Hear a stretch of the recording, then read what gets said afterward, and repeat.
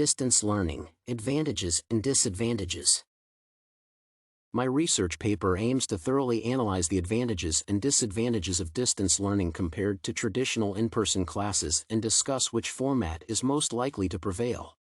One of the most significant debates among researchers and the public today is whether distance learning is the future of education.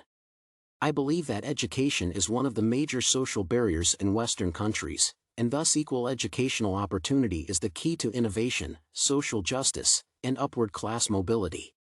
Therefore, it is crucial for us to investigate new e-learning platforms to fully understand their social, psychological, and economic impact. The social significance of the distance learning debate is best exemplified by the shift from traditional classrooms to online platforms during the start of the COVID-19 pandemic in 2020. Before that year, there was already some debate about the viability of the conventional tertiary education business model. As governments worldwide imposed quarantine measures to stop the virus spread, higher education institutions were pushed to adapt remote learning technology in a long overdue move. However, skeptics claim that virtual learning is ineffective and deprives students of essential human connection. Despite the fears of distance learning yielding worse student performance, I will argue that the ability to attend classes virtually from any location in the world at a discounted price will enhance equal educational opportunity. Furthermore, utilizing innovative teaching instruments specifically adapted to the online learning environment makes it possible to improve student engagement and collaboration. I will devote the first 2 paragraphs to explaining why the equal educational opportunity is the key to democracy and overcoming social inequality in the post-industrial U.S. economy. Educational capital is the concept of education being a tool of social mobility, such as a higher education degree from a prestigious institution leading to a higher social status in society. It can either reproduce inequality or act as a leveling mechanism to promote equal opportunity.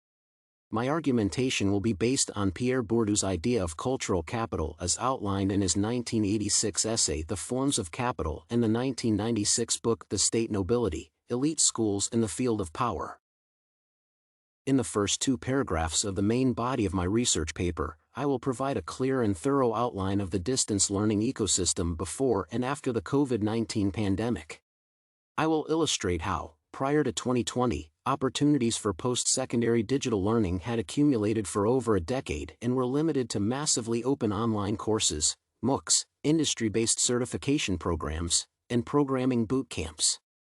In the following paragraph, I will enumerate the reasons that the traditional on-campus, degree-focused tertiary education model is not suited to the current demands of equal opportunity and employability prospects. My timeline of the switch from traditional to remote learning formats will be based on the 2020 article published in Harvard Business Review by Sean Gallagher and Jason Palmer, "The Pandemic Pushed Universities Online." The change was long overdue.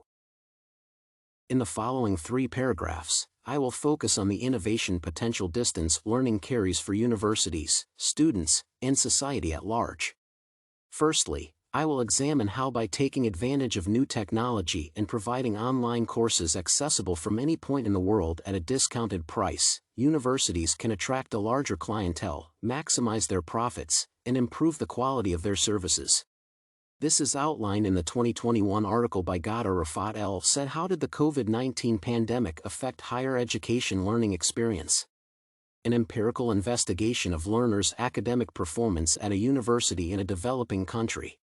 Secondly, students can combine education programs that are more accessible and relevant to their chosen field, as mentioned in Gallagher and Palmer's 2020 article.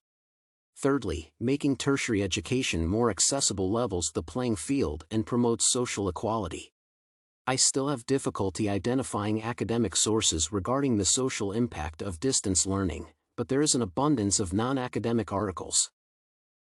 The counterargument will be based on the idea that distance learning is less effective and results in worse student performance. It rests upon the fact that students attending in-person classes receive better grades and are less likely to withdraw from the course. Furthermore, online instructors are more likely to be lenient in both grading and enforcing academic integrity. The source I have identified is a peer-reviewed academic article published for the National Bureau of Economic Research, Is Online Education Working? I will attempt to respond to these claims by stating that tertiary institutions have adopted online teaching strategies that emulate face-to-face traditions, such as hosting lectures over Zoom. However, if the innovation potential of technology is utilized correctly, professors can increase engagement and improve student performance, as exemplified by the online learning platform Khan Academy. A study by Yilmaz Zengin, investigating the use of the Khan Academy in mathematics software with a flipped classroom approach in mathematics teaching, was published on this topic. It found that using Khan Academy to teach mathematics enhanced students' understanding, achievement, and retention by helping them visualize mathematics teaching.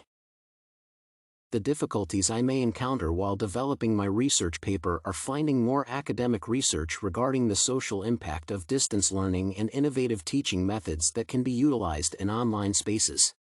However, I will combine the relevancy of non-academic articles with the reliability of academic sources and utilize examples such as Khan Academy in my research.